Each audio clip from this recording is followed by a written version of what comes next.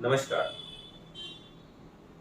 Arthritis या गठियावाद की diagnosis करने के लिए हमें कुछ चीज़ों की ज़रूरत पड़ती है, जिसमें से पहला चीज़ होता है कि डॉक्टर का क्लिनिकल असेसमेंट, जिसे हम क्लिनिकल डायग्नोसिस कहते हैं। उसमें लक्षणों का एक एनालिसिस किया जाता है कि आपको शरीर के कौन-कौन से हिस्से में पेन होता है, कितने समय से पेन हो रहा है, आपको जकड़न हो रही है नहीं है, स्वेलिंग कितनी होती है, फीवर है या नहीं, उसके साथ वज़न में कमी हो रही है, भूख नहीं लगना। ये कुछ-कुछ लक्षण आर्थराइटिस के होते हैं। सभी प्रकार के आर्थराइटिस का लक्षण एक जैसा नहीं होता। यदि हम एलोपैथिक मेडिसिन में देखें तो अलग-अलग प्रकार के आर्थराइटिस का अलग-अलग नाम दिया गया है, जिसमें से rheumatoid arthritis, osteoarthritis, gout, seronegative arthritis और इसके साथ लास्ट में एंकिलोजिंग स्पॉन्डिलाइटिस जिसे हम कहते हैं। ये कुछ मुख्य प्रकार के आर्थराइटिस हैं। नॉन एलोपैथिक स्ट्रीम में देखा गया है कि जैसे ही आपको आर्थराइटिस या जॉइंट पेन के लक्षण शुरू होते हैं, आपको 2-3 चीजें कराई जाती है। ईएसआर का टेस्ट करा लें, यूरिक एसिड का टेस्ट करा लें, आरए फैक्टर टेस्ट करा लें। साइंटिफिकली यदि हम इसे देखें तो यह एक 3 अलग-अलग बीमारियों के लिए है और इसमें से बहुत सारी चीजों का इंपॉर्टेंस अलग-अलग है। ईएसआर और सीआरपी सभी प्रकार के जॉइंट में जो इन्वॉल्वमेंट होता है आर्थराइटिस उसमें बढ़ सकता है। यह एक नॉन स्पेसिफिक भी है, लेकिन आर्थराइटिस के लिए बहुत सपोर्टिव है। तो आर्थराइटिस के कंफर्मेशन के लिए हमें दूसरा पार्ट जो होता है वो ब्लड टेस्ट की जरूरत पड़ती है और तीसरा पार्ट होता है एक्सरे के लिए।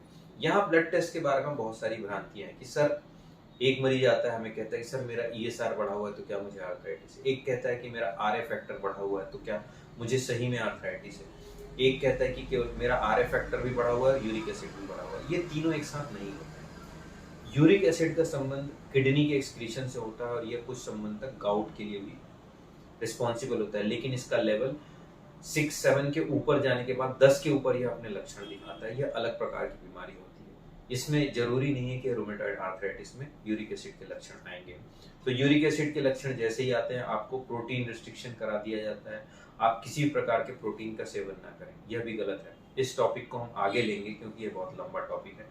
अभी हम डायग्नोसिस की जो बात कर रहे हैं इसमें मैं आपको डिटेल में बता दूं कि यदि आपको आर्थराइटिस की डायग्नोसिस करनी है तो उसमें आपके जनरल पैरामीटर के साथ साथ, जिसमें सामान्य ब्लड के पूरे टेस्ट के अलावा लीवर और किडनी फंक्शन के साथ थायराइड, शुगर और हीमोग्लोबिन चेक करने के साथ ही आपको ईएसआर, सीआरपी, रूमेटॉइड फैक्टर, एनटीसीसीपी इनका टेस्ट करके ही आप मेजर आर्थराइटिस का रूल आउट कर सकते हैं। और साथ ही एएनए और कुछ प्रकार के जेनेटिक टेस्ट होते हैं जिनको करने के बाद आर्थराइटिस कंफर्म होता है, न कि सिर्फ ईएसआर या आरए और यूरिक एसिड का टेस्ट करके आप आर्थराइटिस का निर्धारण करते हैं। तो अभी आपको कंफ्यूज होने की आवश्यकता नहीं है। अलग अलग प्रकार के आर्थराइटिस का डिटेल में एनालिसिस होता है और यह क्राइटेरिया केवल ब्लड पे डिपेंड नहीं करता है।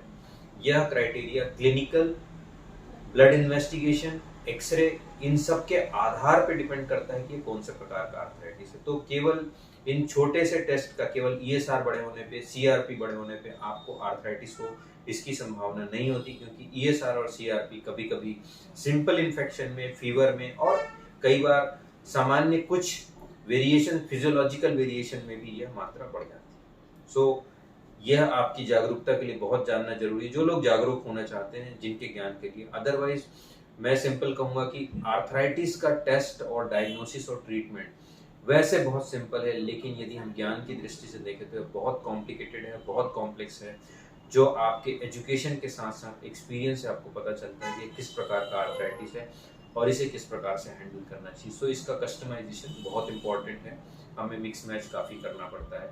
तो ये इतना इजी नहीं है कि केवल एक बीमारी दिखी, एक पैरामीटर दिखा और हम ट्रीटमेंट सीधा चालू करें।